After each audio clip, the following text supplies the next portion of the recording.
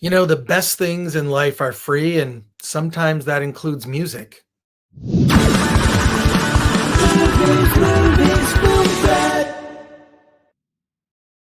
Welcome to the Film Chat Podcast. I am Chris Gore. I am so happy to be talking to you today about a musical artist that we all know.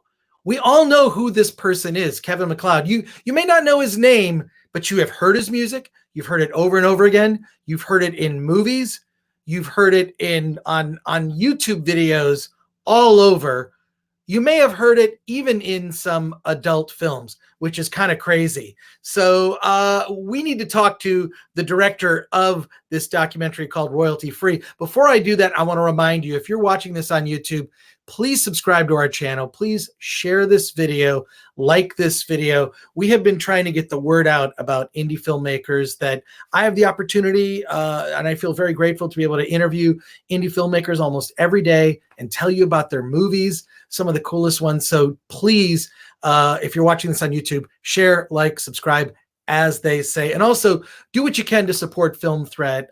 Check out our online shop. You can get this shirt that I'm wearing now. If anyone knows the reference to this, put it in the comments if you're watching this on YouTube. And if you know what this graphic is a reference to, you are a film fan and a total film nerd like myself. If you actually know what this image is, I'm gonna just a little bit. Do you know what that image is? I think some of you might know. All right, I think it's time to talk to Ryan Camarda about his documentary Royalty Free: The Music of Kevin Macleod.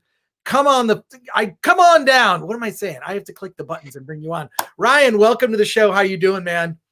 I'm doing great. How are you doing? We're doing as best as we can in these difficult times, as they say. But really, your documentary was a breath of fresh air. It brought me so much joy because I've heard his music before, Kevin Macleod. Like, this guy, you open your documentary with footage of him receiving, well, he's not even there, but he gets like basically a German Oscar for his musical achievements. And I had no idea how influential this guy is.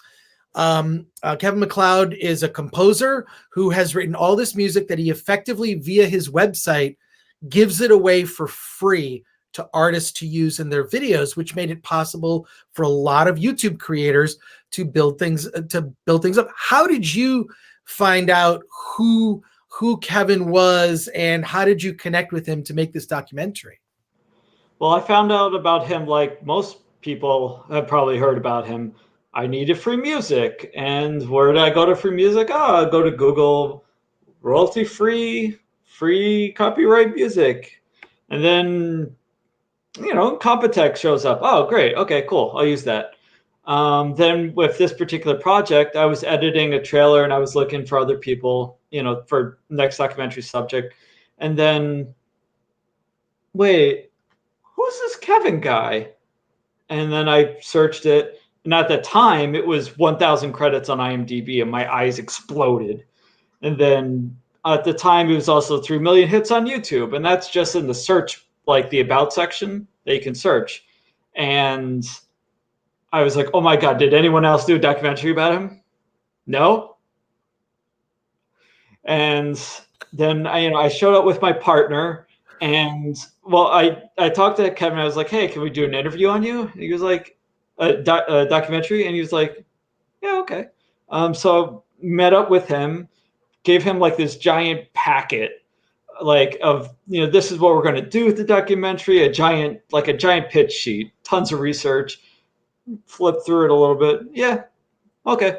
You guys can go. We're good. He seems like a really unassuming, humble guy. I mean, he even describes himself as having the imposter syndrome, right? I mean, really, he is wildly successful, but he doesn't consider himself a success, which I feel like he's sort of the opposite of the kind of people that I meet in Hollywood all the time, where they think they've actually achieved a lot. They really haven't done much of anything, but they're filled with bravado and ego. And he has none of that. He really does. He's a very humble guy. One of my favorite stories in your documentary is when Kevin talks about how he did the soundtrack to Martin Scorsese's movie Hugo. So he's sitting there and he gets a call. They've been using his music in Hugo for the temp track, and finally just decided, why don't we just call this composer, see if we can get the rights to the music? And he says, yeah, you can have it for $30. One of the best stories from the doc, but tell me about that. That is such a just hilarious thing. Yeah, you said it pretty succinctly. He does not discriminate based on how successful you are. So the same, like that same exact song that they licensed for $30. I mean, they ended up paying him more, I guess, because they had the budget to. But he only asked for 30. But yeah, that same song, I have seen, in some special times at night. It's been in porn. It's been in Grandma's Cat video. Like that same exact song has been used, well, for free in the latter two. This same connection, drawing all these different chains together, and it's fascinating just how weird this song is. And right now, like this same song, it could have been in a lot of films that has been shown on film, reviewed on Film Threat. It's been like everywhere. And the thing is, like, Hugo, this giant film has been seen by millions, and yet, no one's like, oh yeah, who did the music in that part?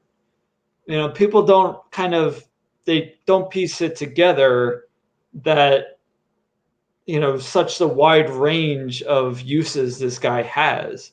I like to think of him as the world's most heard living composer that nobody's heard of.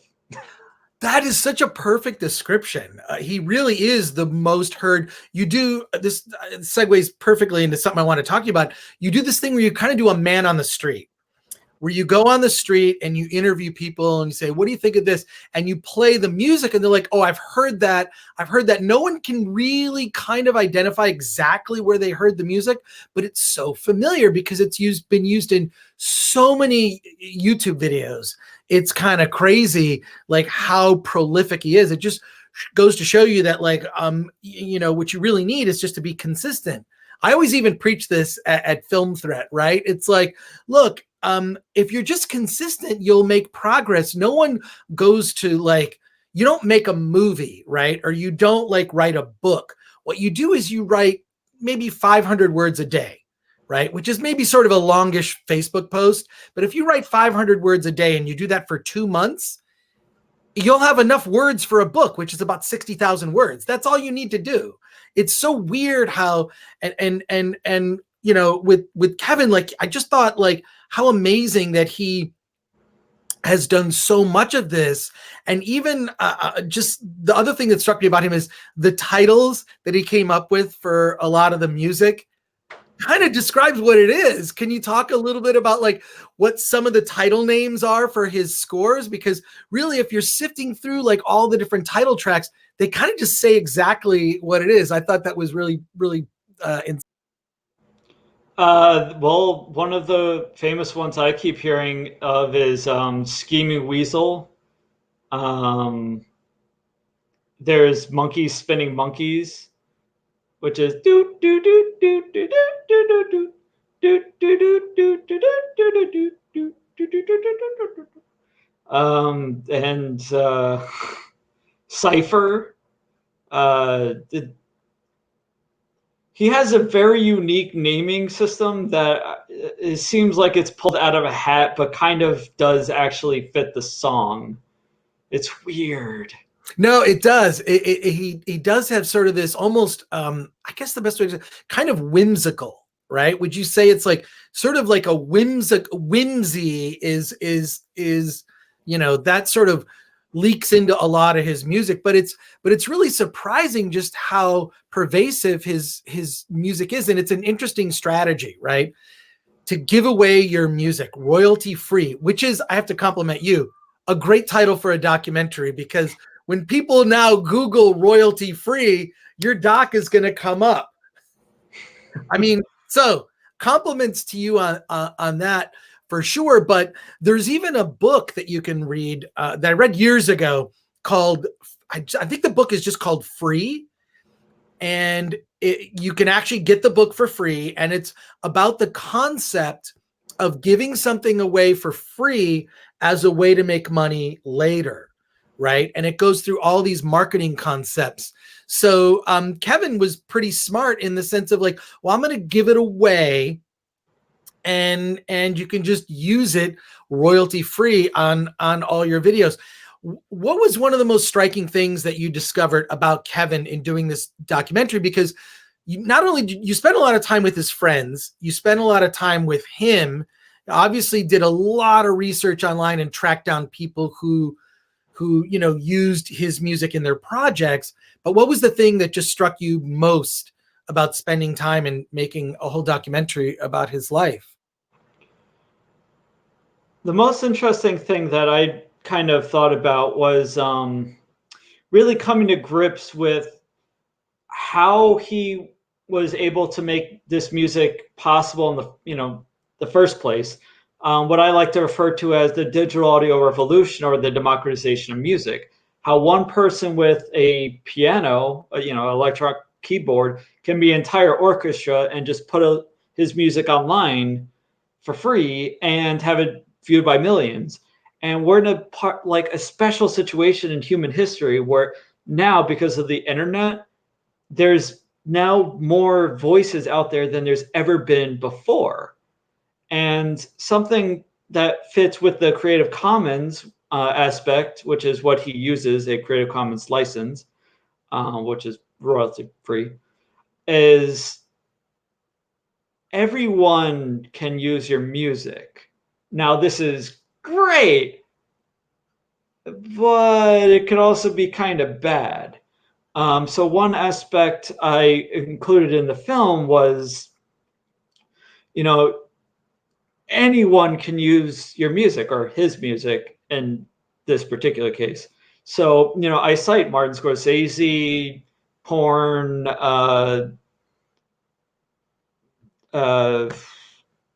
Sacha Baron Cohen, but David Duke used it, and Milo Yiannopoulos, and other, more controversial people.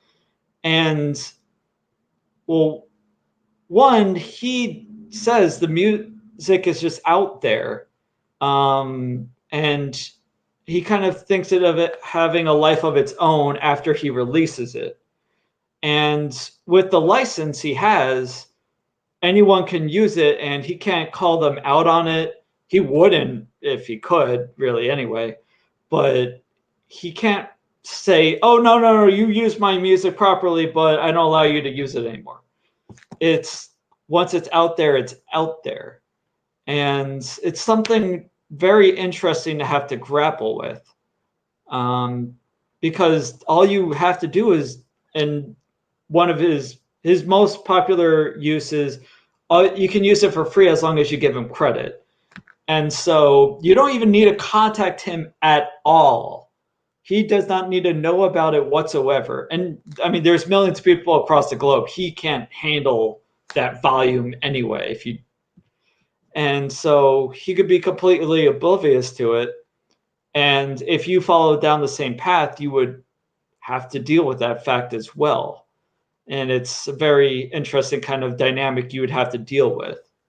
Well, it's interesting. He talks about how that like he doesn't feel that music is political, right? Like it's not political. So you look at his music being used in videos that sort of span the wide spectrum of political viewpoints. They're all using his music as well for their videos, which I found really fascinating, both from the left or the right or, whatever's in between. But I found that a fascinating aspect of the doc. I know that the film has been playing in theaters. I know that where can people get more information to see this movie? You can go to our website, royaltyfreedoc, as in documentary.com, And we have a Facebook, Twitter, all that stuff. You can Google you. You can literally Google you. But make sure you put royalty free the music of Kevin MacLeod when you do that. Ryan, hey, dude, it was a pleasure talking to you today about your documentary. This is awesome. And if you have any, questions, I'm totally free to hear anything you have to say. All right. Well, one, I want to thank you. And I also want to thank our sponsor, Storyblocks. Go to storyblocks.com/film threat. All sorts of tools for creators, 1 million plus stock footage clips to use. So storyblocks.com/film threat. Well, Ryan, I do have one last question. Where do you get Kevin's music? Where can you get Kevin's royalty-free music? Incompetech.com. It is the fusion of incompetence and technology. Okay, that's absolutely perfect. Ryan, thank you so much for being on the Film Threat podcast. You're welcome.